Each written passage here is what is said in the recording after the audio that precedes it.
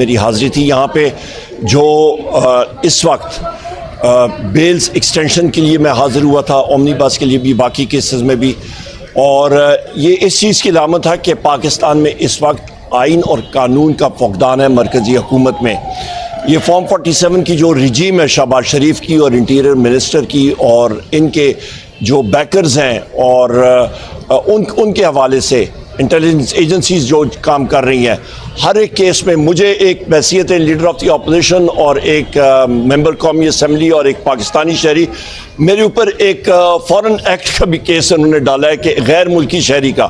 اس حد تک یہاں پہ یہ لوگ پاگل ہوئے ہوئے اور اس کو ہم لوگ کنڈیم کرتے ہیں۔ میں یہاں پہ یہ بھی کہتا چلوں کہ وزیر اعظم عمران خان صاحب کے ساتھ جو ہمارے ساتھیوں کی رسائی نہیں ہو رہی، اس کو میں شدید الفاظ میں اس کی مذمت کرتا ہوں۔ آج وزیر اعظم عمران خان صاحب کی ہماری ساتھیوں کی ملاقاتیں شیڈیولڈ ہیں، دیکھیں اس کا کیا بنتا ہے۔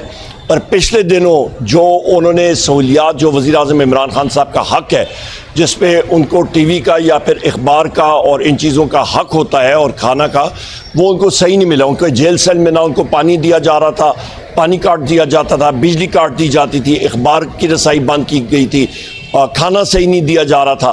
یہ ساری چیزیں ہم لوگ اس کی مذمت کرتے ہیں۔ بشرا بی بی کے ساتھ جو برتاؤ ہوتا ہے ان کا سیل میں، خان صاحب کی ہمشیرہ گان کے ساتھ، میاں محمود الرشید صاحب کے ساتھ، عمر چیمہ صاحب کے ساتھ، چودھری جاز صاحب کے ساتھ، ڈاکٹر یاسمین راشد صاحبہ کے ساتھ، ہمارے حسان نیازی صاحب جو ملٹری کورٹ میں ہیں ان کے ساتھ، ہماری 84 ساتھی جو ملٹری کورٹس میں ہیں ان کے ساتھ، اعظم سواتی صاحب کے ساتھ جو ان کو ایک بار پھر فالس کیس میں اندر کر دیا گیا ہے، اس چیز کی مذمت کرتا ہوں۔ سیمابیہ طاہر صاحبہ کل ان کی بیل ہوئی ہے، تو یہ ساری چیزیں ہیں جس کی ہم لوگ شدید مذمت کرتے ہیں اور توقع کرتے ہیں کہ یہ اپنا قبلہ درست کریں گے۔ ابھی آئی ایم ایف کے جو یہ ٹارگٹس نہیں پورے کر رہے، میں نے 17 ستمبر کو بھی کہا تھا کہ یہ نہیں پورا کر سکیں گے فائنانس کمیٹی کی میٹنگ میں، اور یہ حکومت جھوٹ بول رہی ہے اور منی بجٹ کا ٹارگٹ سامنے یہ لا رہے ہیں۔ منی بجٹ ان کو لانا پڑے گا، اس کی ہم لوگ مذمت کرتے ہیں۔ ملک میں مہنگائی کا ایک سیلاب ہے جو ان کے کنٹرول میں آؤٹ ہے، ملک میں بے چینی ہے جو اس حکومت کے کنٹرول میں بالکل نہیں ہے۔ بہت شکریہ۔ آپ مذمت کریں یا احتجاج، وہ جو کرنا چاہتے ہیں کر لیتے ہیں، کیا وجہ ہے؟ کس چیز کی؟ حکومت جو کرنا چاہتی ہے وہ کر لیتے ہیں، آپ جو مذمت کریں یا احتجاج کریں کوئی فائدہ نہیں۔ دیکھیں، جہاں تک ہم لوگ یا قومی اسمبلی ہمارا کام ہے کہ جمہوری طور پہ ہم لوگ احتجاج کریں، تو آپ کا یا مقصد یہ ہے کہ ہم لوگ کسی کا گلا کاٹیں اسمبلی میں، وہ تو ہو نہیں سکتا۔ تو لہٰذا جمہوری طور پہ ہم لوگ احتجاج کریں گے۔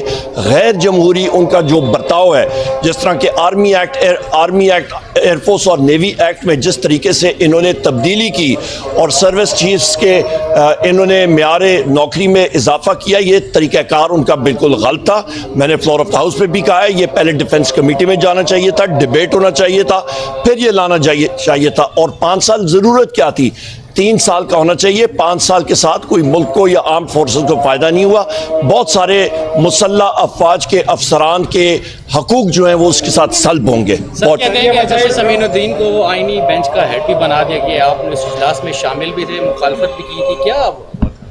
دیکھیں جی، ایک جوڈیشل کمیشن کا ہم لوگ ممبر بھی ہیں، میں نے وہاں پہ لکھ کے دیا تھا، ووٹنگ بھی ہوئی تھی، اور میں نے اپنے منٹس میں اپنا جو ہمارا جو پوائنٹ آف ویو ہے وہ ہم نے دیا تھا، اور 7-5 سے ہم لوگ آؤٹ ووٹ ہو گئے تھے۔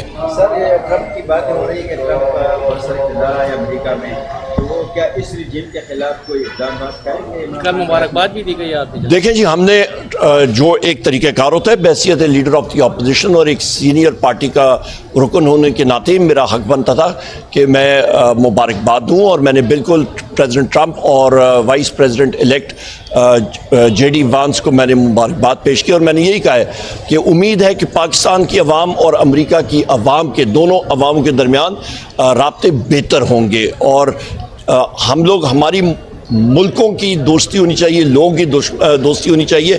بہت سارے پاکستانی امریکہ میں مقیم ہیں، سرجنز ہیں، ڈاکٹرز ہیں، انجینئرز ہیں، محنت کش لوگ ہیں، اور وہ وہاں پہ ڈیول سٹیزنز بھی ہیں. تو ہم لوگ چاہتے ہیں کہ ہمارے تعلقات اچھے ہونے چاہیے. امریکہ اور یورپین یونین ہمارا بہت بڑا ٹریڈنگ پارٹنر ہے.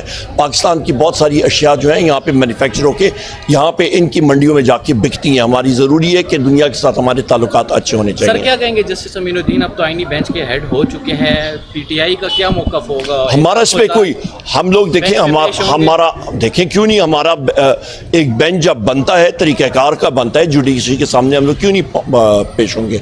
بہت شکریہ جناب.